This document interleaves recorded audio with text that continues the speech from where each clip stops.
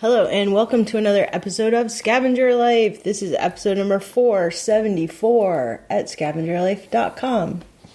What is the first thing you think, Ryan, when we get a huge sale? And for us, a huge sale is like over, $500. Mm-hmm.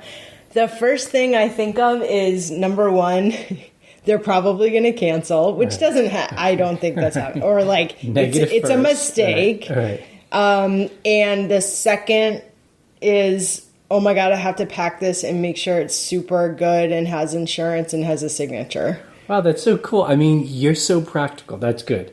The first thing I think of is, how do I sell something like this every single day?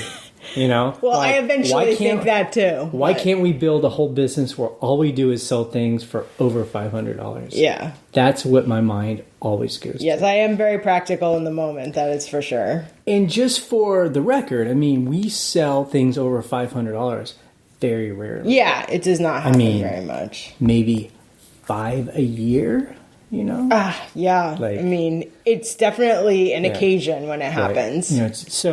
And I only bringing that up because we sold a dish stand. Is that what you call it? Like what was that green? The thing we sold for $3,000.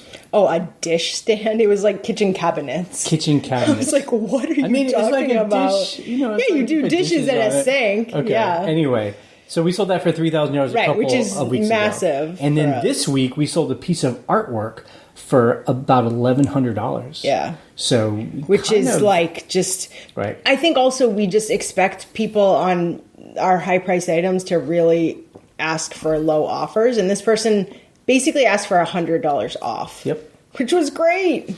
And I've mentioned this before. I think a couple of years ago I was trying to be like, we're gonna change our business model where I'm gonna do an experiment where I go to these auctions. I'm gonna spend more time. I'm gonna wait for this like second part of the auction where the fancier stuff is. I'm willing to pay more for stuff, and then I'm gonna buy stuff for like $200 and sell it for $1,000 and plus. Yeah, that didn't happen. It's just hard. I attempted, but here's the deal. Yeah. Expensive items. I mean, other people hearing this might disagree and might have advice for a little baby seller like me, as far as expensive stuff goes. Right.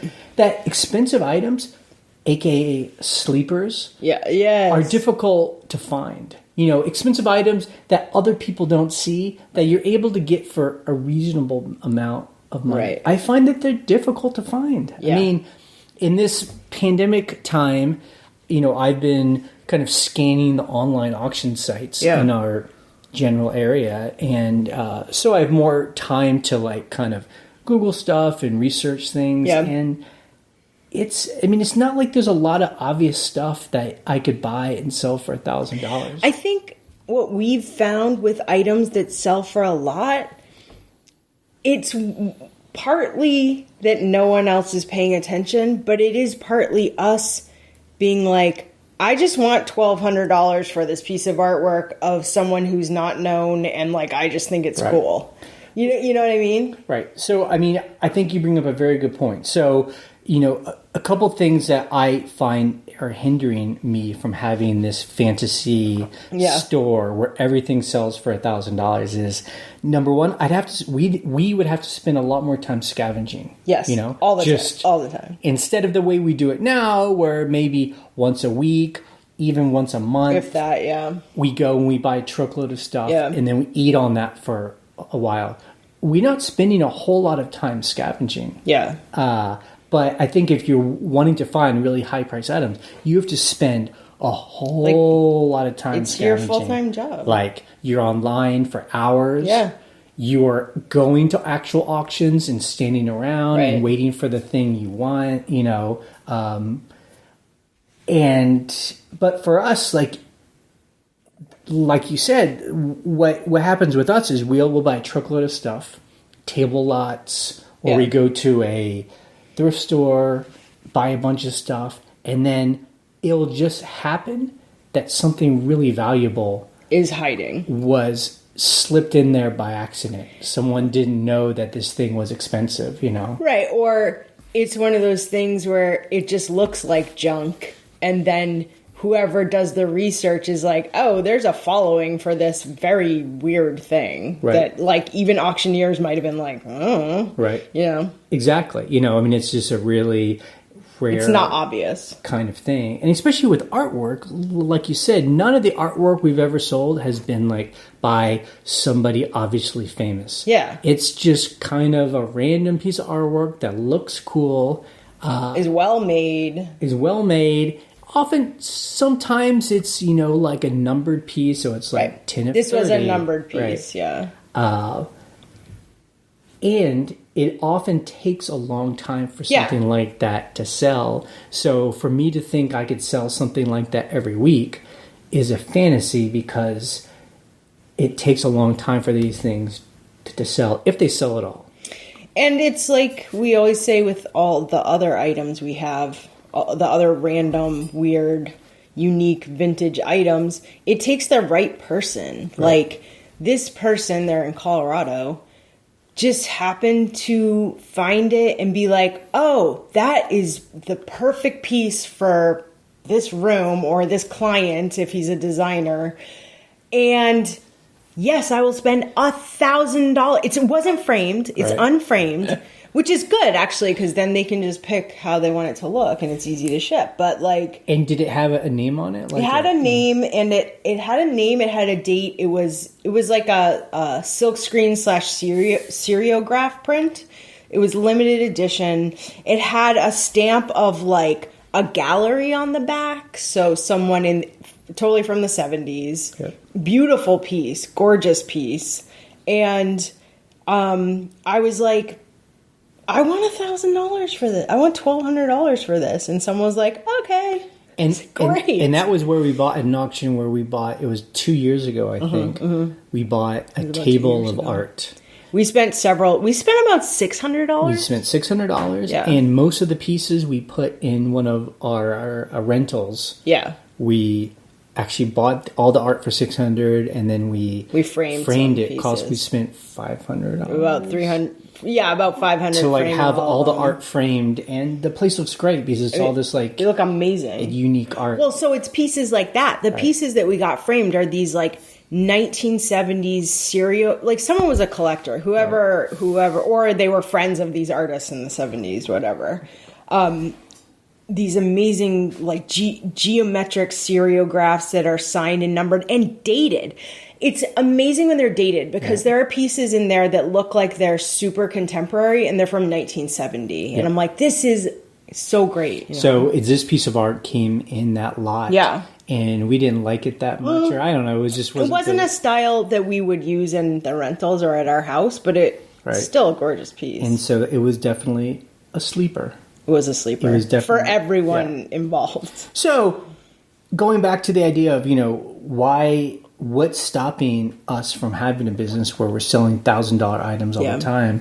Yeah, it's just difficult to find. I think some of it could just be our own or my own ignorance. Like when I go to the higher end auctions, and in the second part where there's like the group, it's always the same group of men and women. Like, I don't know if they just have a lot more knowledge about art and Chinese antiques and I don't know. And I don't know if they're selling things for thousands of dollars. I think part of it with some of those people that I have guesses on, it's not that they have the knowledge of like exactly what it is. It's that they know they have a market for it, because I think several of those people are sellers in high-end areas. And they're like, it doesn't matter what it is. I know I can sell that for a lot of money, so I'm willing to pay X amount. Yeah, because I mean, we're like, we can't.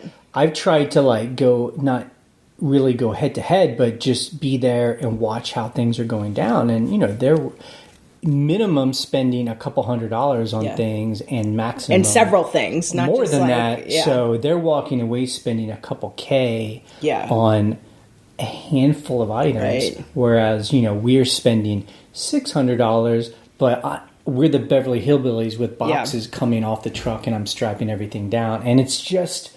Yeah. It's almost like a different business model, Yep. So for us, those really cool high dollar item sales are like the bonus. We've talked about it before. We've just built our business on the $30 model, because those items are everywhere. Yeah. $30. It's a bulk. It's a volume. Plus, and that's a thing that in the meantime, while we're waiting for these rare, huge sales to happen, we need to make a living off of just the bread and butter.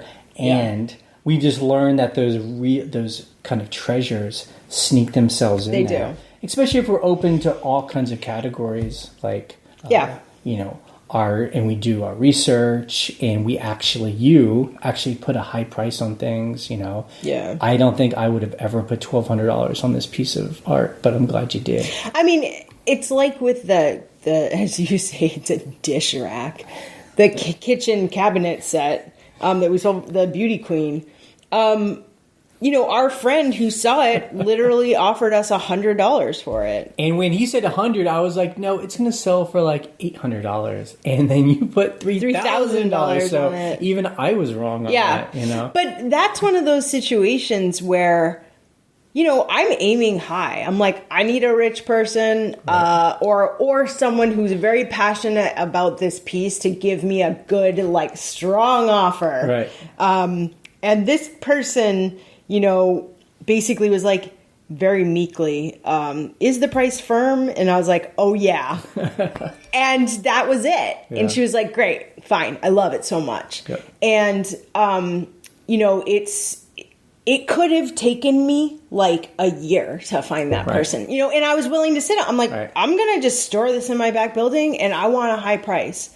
I'm going to sit on it because I know it's worth it. But other people also, like, in different, like I say, a different business model might have been like, yeah, I'll take 500. Let's just go. Get it out.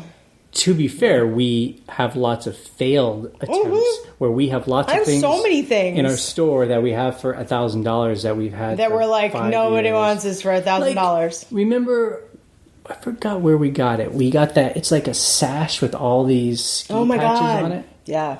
We got it in Amsterdam. We did, okay. Yeah. Do we still have that? Yeah, so the problem with that, and it's what I found when I did inventory, so this is a beautiful piece. It's got like 50 ski patches from all over Europe. Like vintage. It's just and it's amazing. Got like a cowbell from Switzerland. So if you are fancy and own like a ski chalet in Jackson, Wyoming. Yeah. This is what you would buy and you'd hang above your... So here's the issue. I had it listed for really high. I think I had it listed for $1,200. I think I still have it listed for that. And thank God I did inventory because someone had bought it. And then they were like, I just want to cancel this. I don't want it. It was something like that several years ago. Mm-hmm. And I didn't relist it. Right. So it wasn't listed for like 3 years. Mm.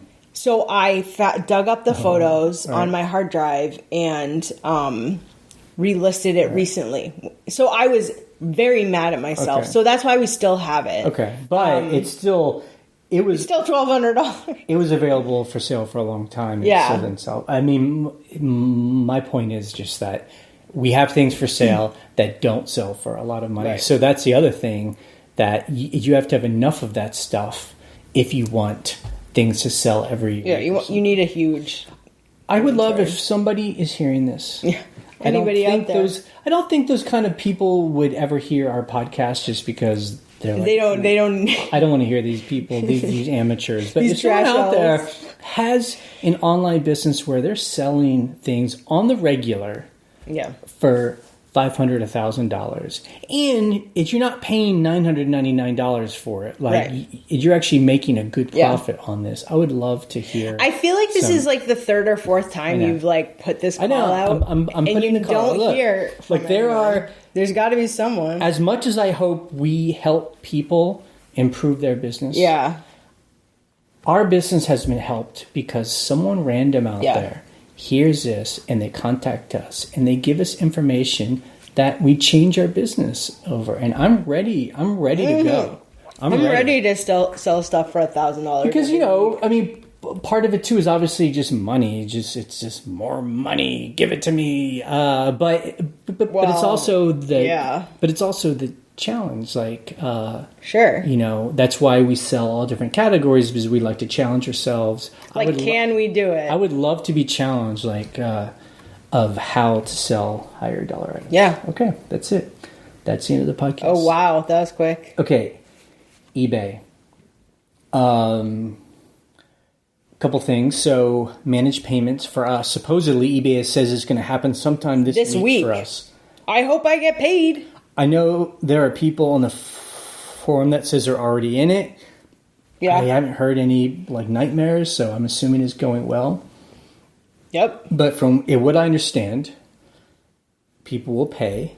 No longer, well, they can do PayPal, but no longer is it going to be mainly PayPal. Yeah. Okay. PayPal is a choice. It's going to go into some kind of place. eBay is going to take server. eBay is going to take out their fees. Mm-hmm. I guess they're going to take out their shipping cost too, and then they're just going to send us the net profit into our bank account after, I think, 2 or 3 days. I think that's. I mean, the fact that we're both kind of having question marks. Yeah. We think this is what's going to happen is not a good thing. Right. But I mean, okay, it's fine. Look, I'm not here to complain. I'm just trying to talk it through. So, and another thing that will change for us is that we have that PayPal debit card. Yeah, we have a debit. I use it all the time. So we'll no longer have that. So we'll just have to start buying stuff on a regular credit card that we pay off every month. Well, there's that, or like the bank that it gets deposited. We have a debit card with that bank. Right. If that's where my money is going. Sure, but why not just get the points and then... Oh, jeez, he's all about the points. Yeah, point it up. Okay. Okay, then. If you want free things on Amazon, because... Yeah, Amazon points. Oh, Amazon okay, card, I'll do it. Why not? Oh, yeah, and so, right. It's a funny way to shift your mind because I pay for things with PayPal too sometimes online. There's an auction site that we like pay for. You can do it through a credit card, I think. But yeah, like there's so many things that I'm like, oh wait, there won't be money in that. That's so weird. Yeah. Now this is an interesting thing. I feel like this is a good example when things are changing in our lives. Yeah. I think you get a little more I'm like wait, what? Worried and under attack.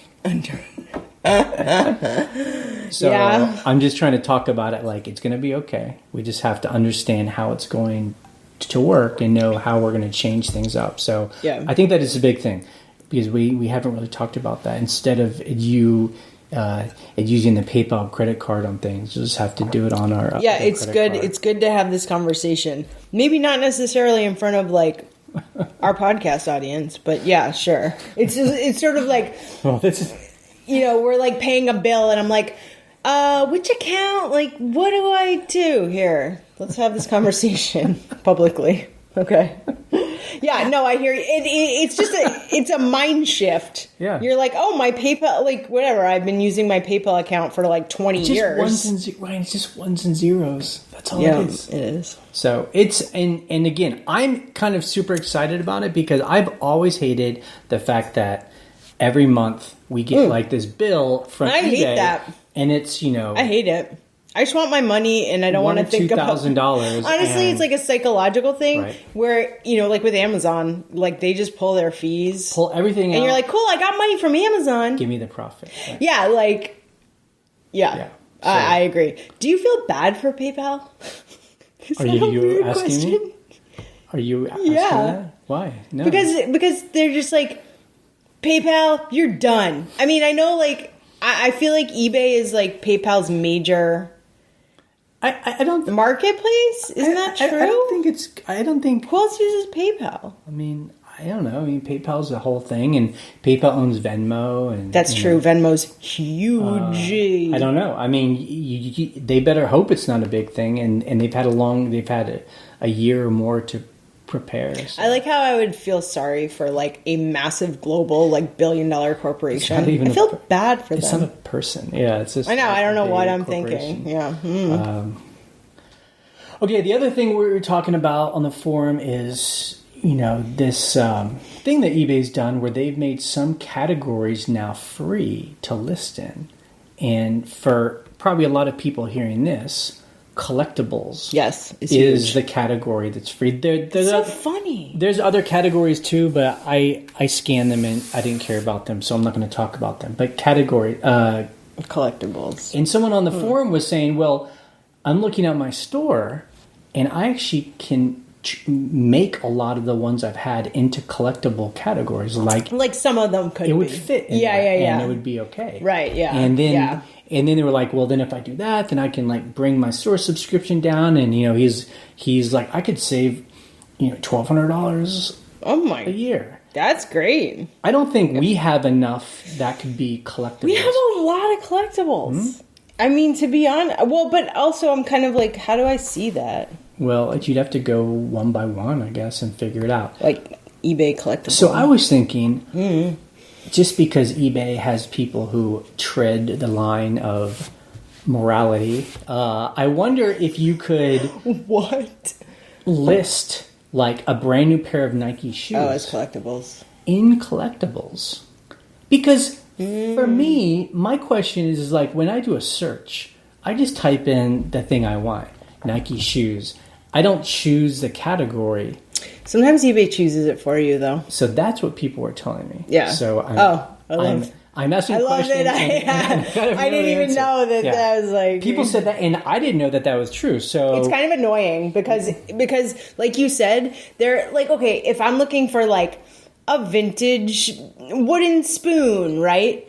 There are lots of people that just put that in kitchen utensils. Right. Even, you know, contemporary, like, stuff from Target, same category, even though you're like, but this is vintage from the 50s. And then there's some people who put it in collectibles because they're like, I want the people who really want to see the vintage.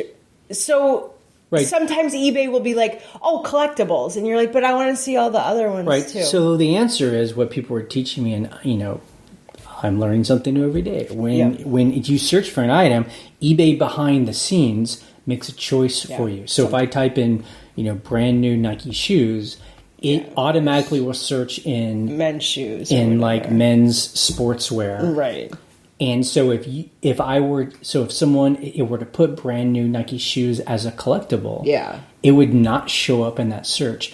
I, as a buyer, would have to actively choose all categories, which a lot of buyers probably aren't paying attention. Like, I didn't know that I would have to do that. So in a way that's good, so people can't really kind of cheat the quote-unquote cheat eBay.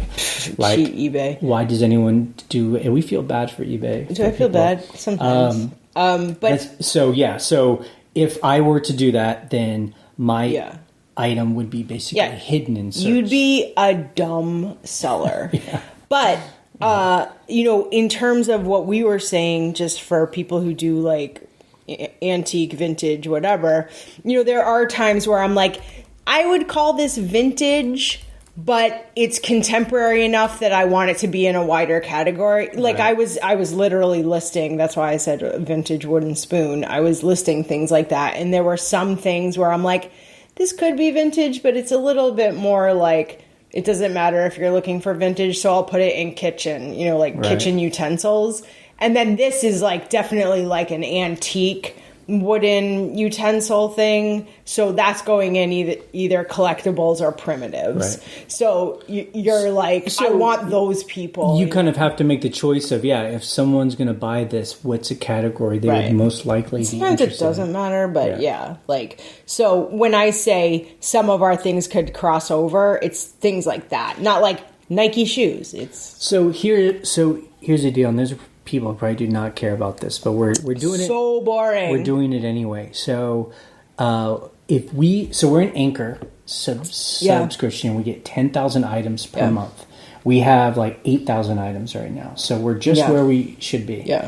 If we went down to a premium subscription, that's 1,000 items per month. So we'd have to have 7,000 items that were collectible. We don't. And that's the thing, we don't. Yeah, we certainly don't. I think the person on the forum, I think it was what's his name? Spinach Eater? I forgot his name. Oh, the one with the postcards? Yeah, he actually came on. It's been a while since we've heard from him. But, you know, he sells postcards. I interviewed him. Yeah. And he's got thousands of postcards. Thousands. I think all of his can be collectible. Wow, so he could really. So he was saying for him, if he went down to a premium store, oh yeah, he would save. That's so interesting. Thousands of dollars. A lot, so yeah. Hundreds of dollars. So good for him. That makes sense, yeah. I guess my question is, to eBay, why are they doing that? Why? Yeah, I don't know. Like, what was the thinking behind it? I'm not like, oh, that's bad to give people a break. No, of course not. But I'm like, they just so rarely give people breaks on fees that I'm like, that's interesting. Who knows? Let's wrap this up.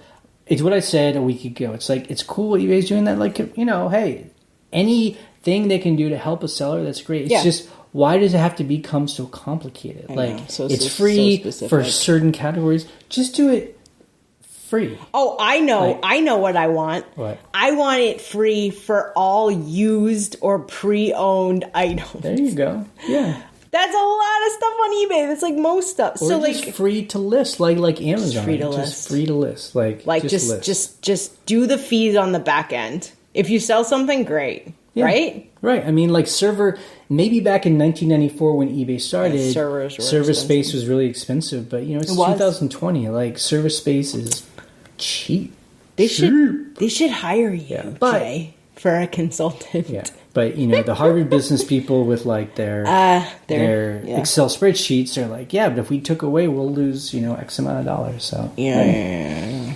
It's a choice. Our numbers for this week. We sold 54 items for $2,758. What a great week. 57 What a great... It was, obviously... shipping. Oh, my God. So...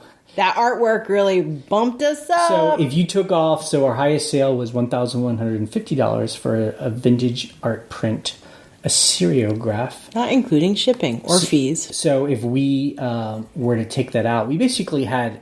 our normal week. A regular week. 15, 16. But a great week for the summer. Yeah, I mean, what world are we living in right now? Ryan, are you being grateful?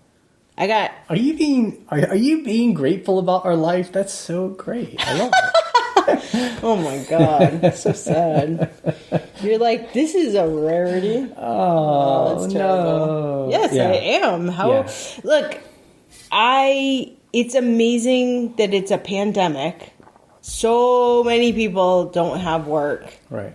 And we're sitting here selling the weirdest, most bizarre stuff out of our And this week warehouse. Was one of those weeks where just like Thank every goodness. day we're just like, I can't believe like what is this thing? Like, I mean, for $20 we sold a snow globe that is from the Mall of America in Minnesota. Like, when we bought these, I just looked at Jay. This is me. I looked at Jay and I was like, are we becoming those kind of sellers? What kind of we bought like 50 snow globes. I was like, I don't know I can't wrap my head around it. They were just dumping them. I was like, let's do this. We bought them for nothing. We are going to sell each one for $20. And we probably sold, 15 of them? We sold almost all of them. It's great. Because somebody wants this. I want to say this because... Are you going to give me credit too? Ryan, I can't take this. I cannot take what's happening. This is just erase this podcast. Just stop, delete, get it off your hard drive. Okay. Mall of America snow globe. That's a very touristy thing to buy. Yeah. I've been selling like shirts from the Outer Banks and like Lake Placid, like touristy stuff. Mm-hmm. I sold coasters to someone in Washington State from Cape Cod. Yep. Vintage like 1950s coasters.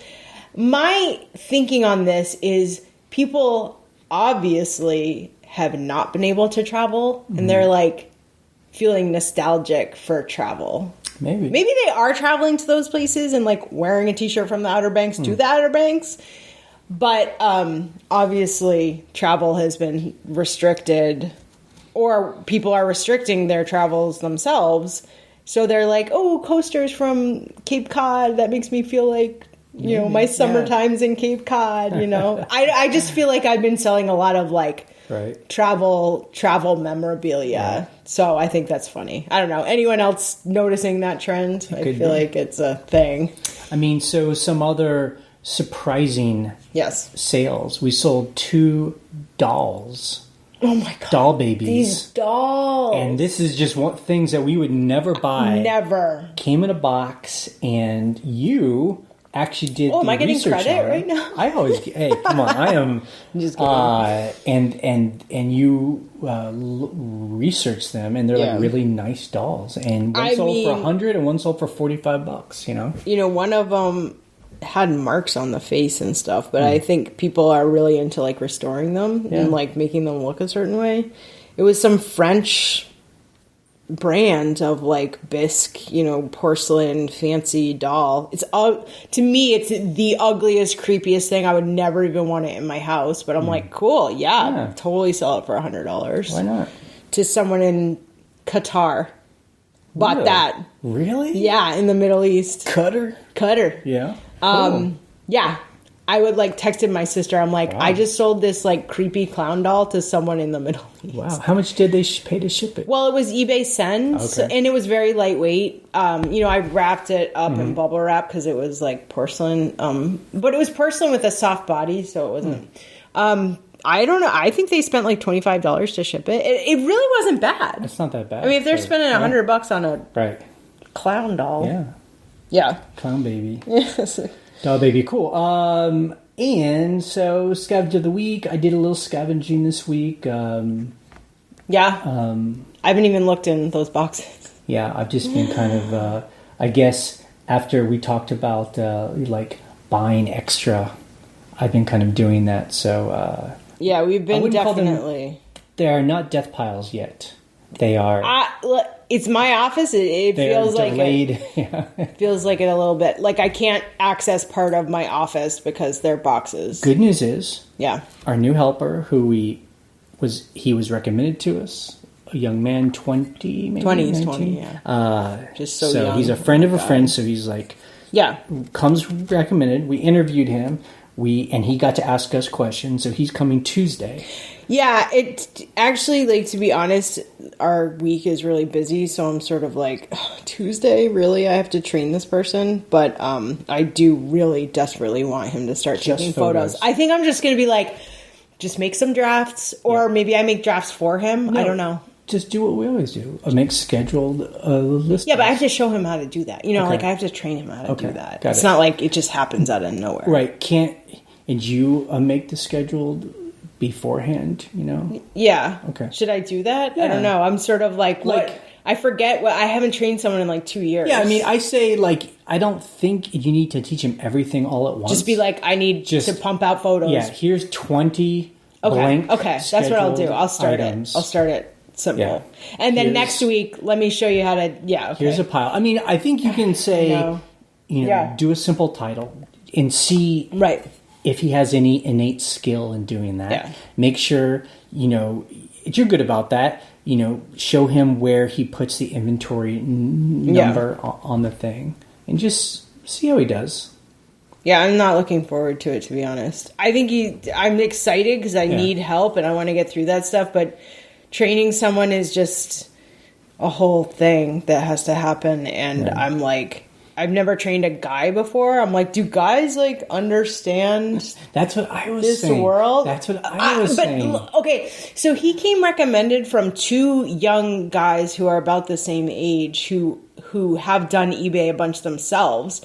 So they're dudes, and they did collectibles and antiques and vintage and clothes, and so I'm like, hey, it's not like real quick. I'm a guy.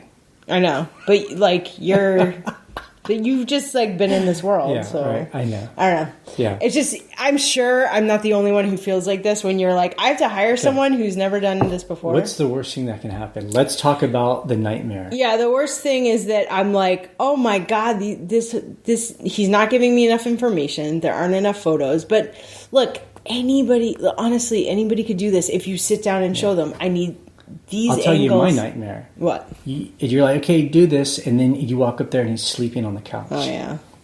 That's my nightmare. Oh my god, I'd be like, don't come back. Like, whatever. I know your parents. I know where you live. So look.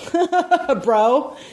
we do this. Anytime we do something new, I always ask, like, what's a nightmare? Because you just get it out so it's not, like, infecting your brain. Yeah, look, if it doesn't work out, like, he only does, like, 3 photos in 3 hours, we're just like, you know what? Thanks a lot. It's not working out. Yeah.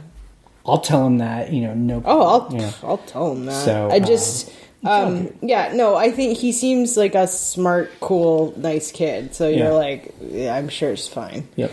So, but I'm not going to watch over his shoulder, I mean, get him started. Yeah. Have him take a bunch of photos. Walk him through one item where you show him how to take photos and put them on the thing, and then just let him go and just see how many photos, how many items he can do. Here are 25 wooden bowls that all look the same. Yep. Right. They don't all look the same. This is ash. This is... Oh, I don't even know that. I don't even know that. Look, I try to label stuff if it's... Yeah, it's just one of those weeks where I'm like, here's a bunch of, like... Our helper, the last helper we had, her first day was insane. The insane clown posse hats. She was into it. Well, I mean, she was just like, cool, if people buy this. Like, she thought it was funny, and we were joking about it, but it was just hilarious. I'm just like... I'm still selling those things. Yeah. I still have. So we've had this for 2 years. Thanks, fam. So anyway, it'll be fine. I'm just excited because we do have a lot of stuff. I know. I want to get through. And we're ready to need to start. And I will list something and it will sell.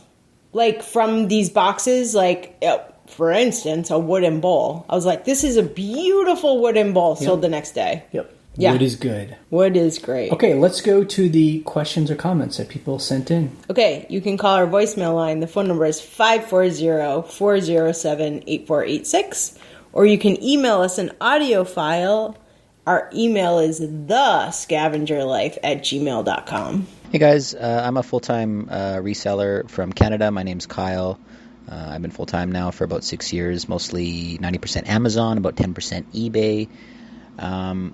The one thing that I wanted to talk about was Facebook Marketplace and the access that it has given to the average person in terms of buying and selling things, and how that can potentially change the landscape going forward for us resellers. When people are less inclined to give things away or have garage sales because they can put them up on Facebook and often get full retail, sometimes within hours. I'm just has me kind of wondering, what does that look like? It wasn't long ago when there were barriers to entry to reselling, and it was scary or intimidating for people. And now it seems like everybody and their grandmother is a reseller, or at least flipping things on Facebook, or trying to, or getting rid of their stuff. And it's all anyone in my circle talks about in the small town where I live in. And, some of the most technologically illiterate people I know are using it and selling stuff. And, it just, not that I'm concerned, but I just feel like it, creates, it sort of diminishes the value of a reseller, and also creates, a little bit more competition or difficulty for me, is kind of how I'm looking at it. And I could be wrong, and I do use Facebook Marketplace, and I sell things and I buy things. But yeah, it's just one of those things where I'm noticing the average person that was never into this, or never could have done it, or wasn't, in tune with it at all, is now obsessed with it. And I'm wondering if it's a phase, or if it's going to be more and more prevalent going forward. So yeah, that's kind of what I wanted to talk about. Thank you. So he has verbalized what I have been thinking for a while now. And I think he's exactly right, because Facebook is so popular and everyone's on Facebook, and Facebook has made it easy to sell things. Yeah. I mean, basically people could have been, people have been doing it on Craigslist for a long time, but Facebook is like... It's easier. Is part of their... Yeah. It seems like, as an outsider, because I don't do Facebook, Facebook's a part of people's daily life. So for them to be able to post a stroller that they have, I mean, so instead of donating stuff, they're selling their kids' clothes.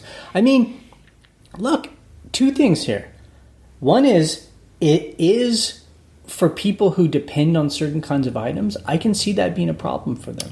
Sure. Guys who sold old cell phones and video games and stuff. Like, now I bet that stuff is going to be drying up, because people know that stuff is valuable and are willing to sell that. Right. But it also, I think, gives, because I know a lot of people on our forum that talk about, they buy stuff on Facebook as a sourcing and resell it. Yeah. Because a lot of people, they might not have donated it, but they'll sell it pretty cheap. Yeah, I've seen that. And you can still They don't care. They want it like they don't honestly want to like move it to the thrift store. They're like, just take it off my porch. Right. Like, or, give me $10 I've done that. for this box of clothes or something. Yeah. So I don't know. I mean, I also have always said that our business is built on the fact that, especially in the States and probably Canada, there's just a lot of waste and abundance. And you know what?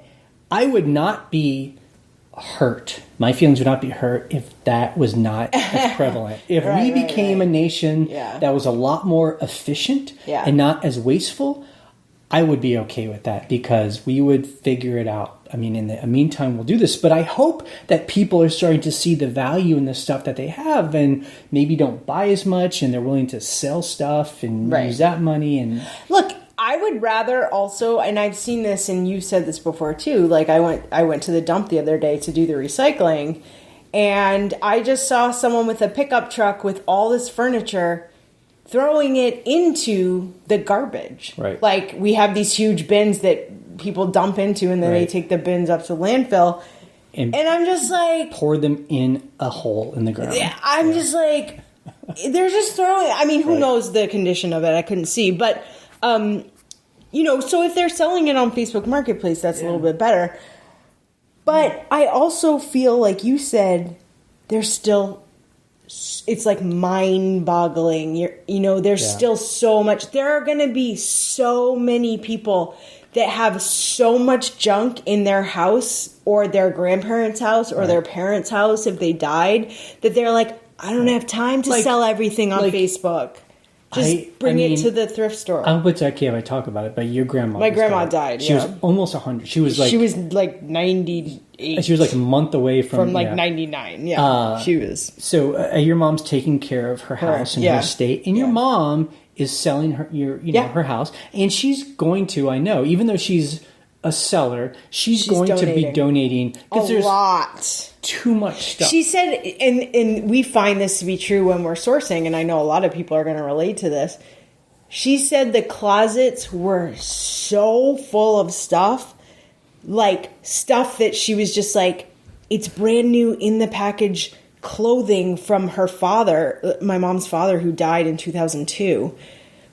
That she's just like, well, I'm not going to like sell this individually on Facebook. I'm giving it to the thrift store and they're going to sell it. And like, she took a photo of this closet being emptied and she was like, I don't even know what I'm looking at. So yeah, I hear you. I think it's a very valid point that he is making about it is bringing more competition. Yes. There's going to be not as much stuff in obvious ways, right. But it doesn't change the fact that there's still a lot of stuff out there. And, if you feel like it's affecting your business, then you got to change what you're buying and selling. And that's why we're big proponents of don't get stuck in a niche, and if you think that you're going to sell video games for the next 20 years, easily, you got to change it up. I mean, sorry, this is like going on forever. I just think also, like you were saying, Facebook is such a normal part of so many people's regular daily routines that to see it as a place where people are shopping is a really good thing because I have like all these garden ornaments. Did we talk about this? Yep, just like a ridiculous amount, like 50 of them, and they're huge. Little elves and just turtles. And I sold a bunch on Facebook Marketplace, and it's great because it's cheaper than eBay. Like I put them up cheaper than eBay, but I'm not paying any fees. It's cash, and also I don't have to pack and ship it. So $40. Yeah, so that's been great. Where I'm like, oh, this is something people around here are like doing gardening and stuff. So I will say we did talk a week ago about Facebook shops, stores / shops, different from Marketplace, and we've attempted to try and make one, and it's confusing. I still have not heard of anybody else that has actually started a shop. Somebody please call in and tell us. Call me. Send me a link. Hey, Jay and Ryan. My name is Dylan. I love the show. I am suddenly moving with about 6,000 active items. I didn't know if you had any tips on making a move with a large inventory. Love your show, and thanks for your time. I mean, this is a good question. I know there are people on our forums that have done this where they've picked up and moved. I think the answer I have heard is two things. Some people just shut everything down, do the move, get everything back organized, and then turn it back on. Yeah.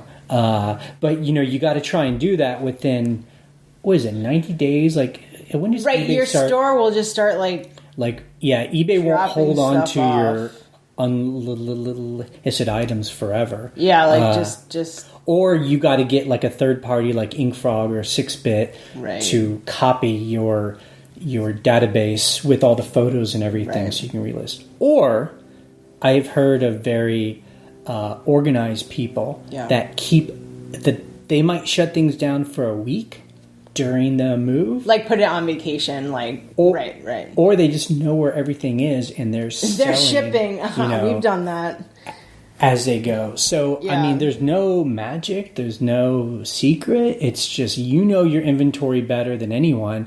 If you don't have a good system of where things are, that's going to be a problem. That's part of it, is having an inventory system and knowing where. That's what we struggled with when we were moving and had storage units and stuff like that. God, we had stuff at one of our rentals in the back shed.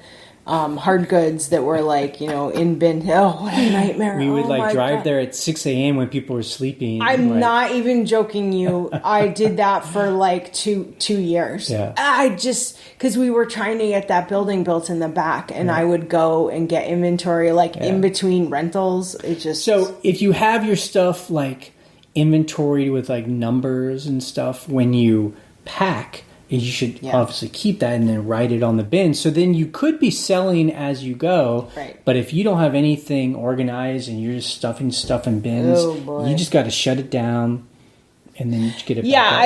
I think the best method is to put your store on vacation and move everything and then open your store back up. That's what I've heard that people felt good about, where they're 2-week vacation, move my entire whatever. Plus it depends if you're just going to move across town.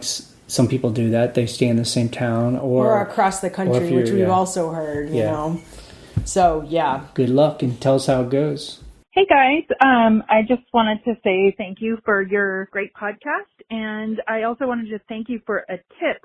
I think you, at one point over the years, gave a tip about an item that sells really well, and it's Bibles. And I have never thought to really get Bibles, but during the pandemic, when I sort of was running out of stuff to sell, on our local Buy Nothing group, there was a woman who basically wanted her entire garage cleared out.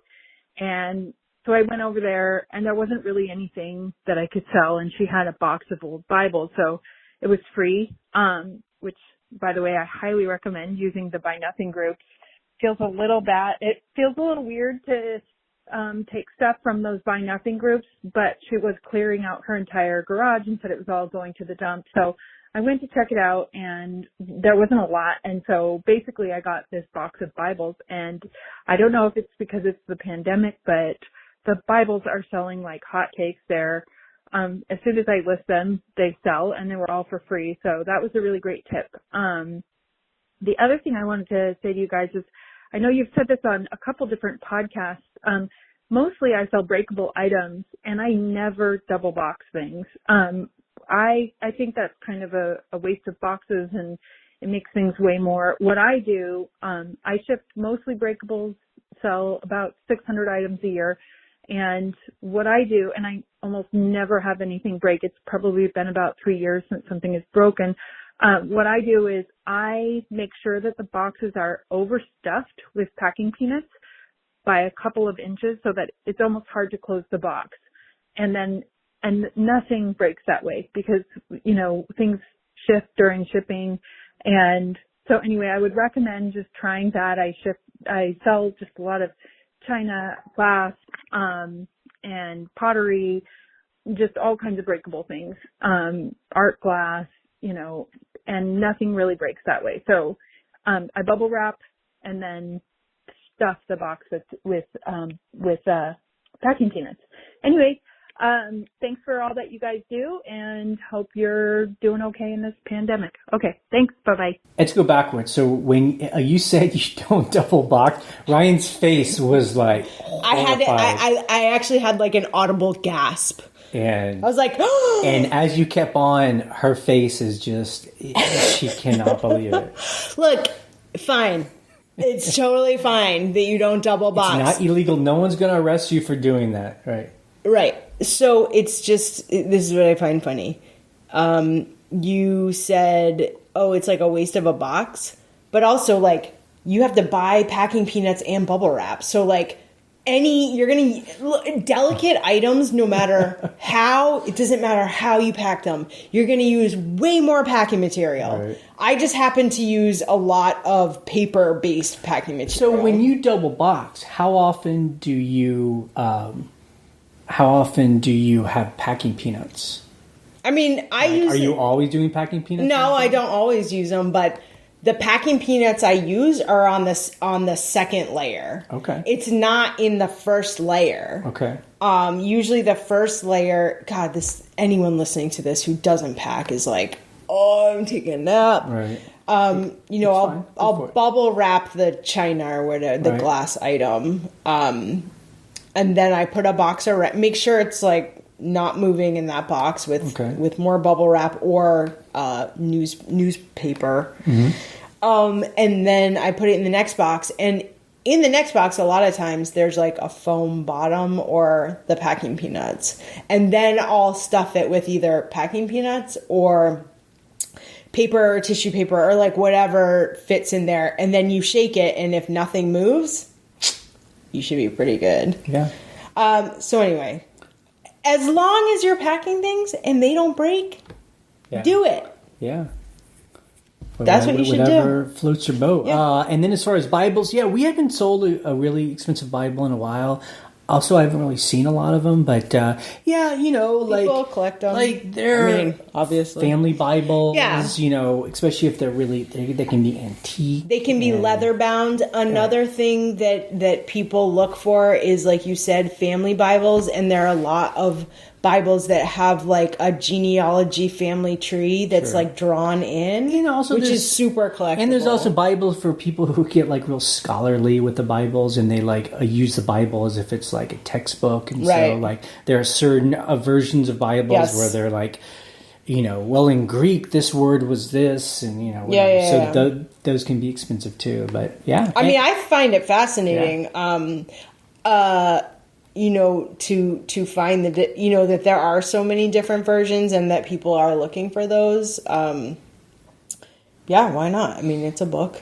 And I think it is cool that if someone, I've never heard, I've heard of a buy nothing group. Yeah, like a free cycle group. I mean, I do not like the idea that people try and say you're allowed to have this, but you can't do X with it. Yeah. It's like if you're giving something away, it shouldn't matter. You're just giving it away. Once you give it away, you want it to be used again in some. You're also giving away responsibility or authority of what I'm going to do with it. Well, it's the same thing when you go to the thrift store and they don't want to sell you something because you're going to resell it, and you're like, "But I'm paying your price. It shouldn't matter." So, good for you. Thanks for the call. Hello, guys. This is Michelle Zielinski from Z's Bees. I am a first-time caller, long-time listener. To give you a little background on myself, I started my store in 2014, and I've probably been listening to you guys since 2015.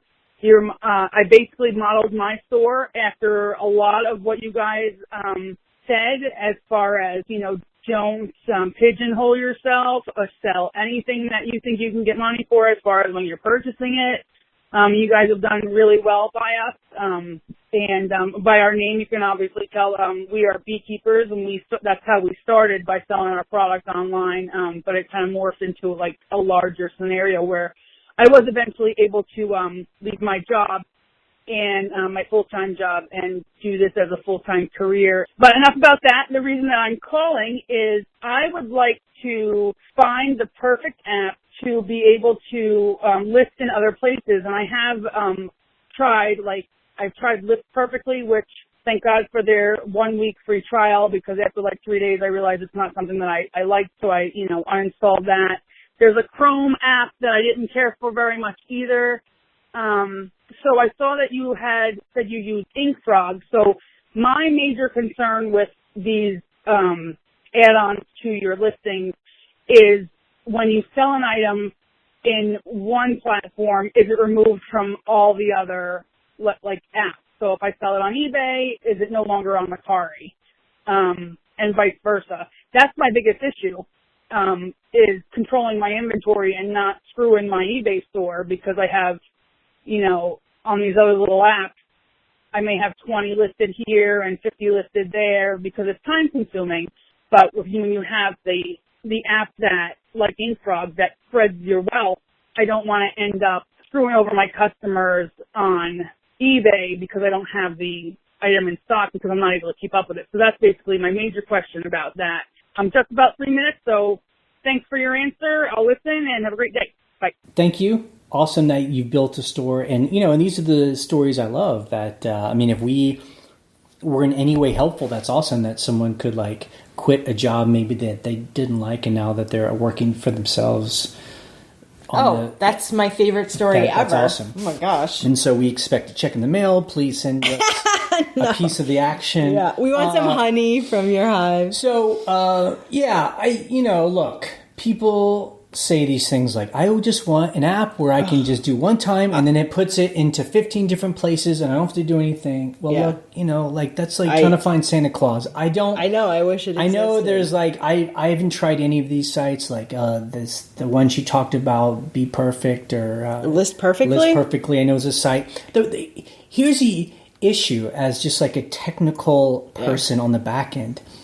All of these sites need different kinds of information in different formats. Yeah, so I don't even see how you could code a thing where you could type in one page and then it would on the back end change everything into the information all these sites You could do that. Look, if you're the only example I know of that's exactly a mirror of eBay is Bonanza. Right. You're just Bonanza, take my stuff. Well, just do whatever. Because Bonanza built it not on eBay, but they're basically copied eBay. So, but if you want to list on Etsy, Etsy has a different thing. Amazon has a different system. The reason I say it can be done and it would suck is you have a huge page and you're like, oh, here are your Etsy tags. Do those. Okay, yeah. You know what I mean? Here are your Amazon product identifier SKUs. What you're saying then is that instead of going on every different site and doing it, you're just having one page, but you're still putting all that information. So it's just going through eBay, then it's going through Etsy. Thanks. So I don't think it's possible. When she mentioned InkFrog, so InkFrog is something we use. It does not help us list in different places. All InkFrog we have for is to basically preserve it's a backup. Our backup. So all of our eBay items are there with all the photos. So if eBay blew up, I'd have everything saved. We could then relist. So something I've used InkFrog for while I'm doing inventorying, I'm still inventorying a couple shelves, is when I can't find something and I'm like, for some reason this just did not get relisted. Oh, here it is on InkFrog, listed. Yeah. You just sort of put it back. I also, and again, people can do whatever they want. I question the strategy of listing in 15 different places, the same exact item. Matter. It's kind of start spamming everything. I don't know how good that would be, but I understand that people just want to do it without having to put the work in, and I don't know. I get it. Good luck trying to find out how to do it. I don't know how to do it. Yeah, and let us know what you find. Let us know, and then we'll all get it, and then we'll all spam the internet with the same thousands of items just in different places. Yeah, it's all it'll be great. Thank you for joining us this week. We hope we were able to sit with you while you worked. Yep. While that one person was not double boxing, I hope unaware. Hey, if it works for you, I do not have a problem with that. Yep. I would love to know where she gets her peanuts, but peanuts aren't the cheapest thing. So if you're really depending on peanuts instead of a double boxing, then... Peanuts are not cheap, and I moved to biodegradable peanuts because I absolutely could not stand buying styrofoam peanuts. Yep. And you know what? They were not more expensive than styrofoam. Good. Like, I couldn't believe it. So, people, biodegradable starch peanuts, do it. Buy them. Do it. Yep. Supply Hut. I think that's where I got them. So anyway, thanks for being with us. Yeah, it's good. I'm glad you're very passionate about the packing supplies, biodegradable. And I'm glad we were able to, as you heard, and as people called in, like this is an ever evolving world. Oh my gosh, different places are popping up to sell and to buy, and none of us can depend on any one thing. The minute I start thinking like, okay, we're always buying at this one place. We sell these kind of this set of items and we're good to go. Everything changes. That place shuts down. Oh, all that stuff is gone. Absolutely. That you think you have a pipeline market? Like black pirate boots. I thought we could just live forever boots. on those. And after a season or two, no one wants black pirate boots. So, that's funny. We post an episode every Monday morning. Actually, Sunday night. It's mostly Sunday night. But you can wait for it till Monday. There are times where... on Wednesdays, Steve, our friend, will post a video on what he sold. And he walks you through what he sells and how much he sells it for. It's special. And if you're trying to expand what you try to sell... It's an education. He's a good guy because he sells anything and everything. Educate yourself with Steve. Yep. scavengerlife.com/forum is where we all hang out. And just so it's clear, we're a spam-free zone. And the way that works is we have to manually approve you. We don't judge you. You just have to sign up and then you email us and then we approve you. Look, so there's no I'm judging you. I just want to say, I will get emails from people who want access to the forum, which they can have because they're a human and not a robot, where they're trying to convince me that they're worthy of the forum because they're like, I've been selling this long. This is a link to my store. I swear. I'm like, which is cute, but just tell me you're a human. Yeah. I'm cool with that. That's right. Approved. Yep. And then, come hang out and we ask. And so instead of sending me personally questions, just come on the forum because I will answer it there so other people can see it. And then we all learn because, everybody in, nobody out. We're all in it together. It's a community. Okay, this podcast is ending in 3, 2, 1. Bye.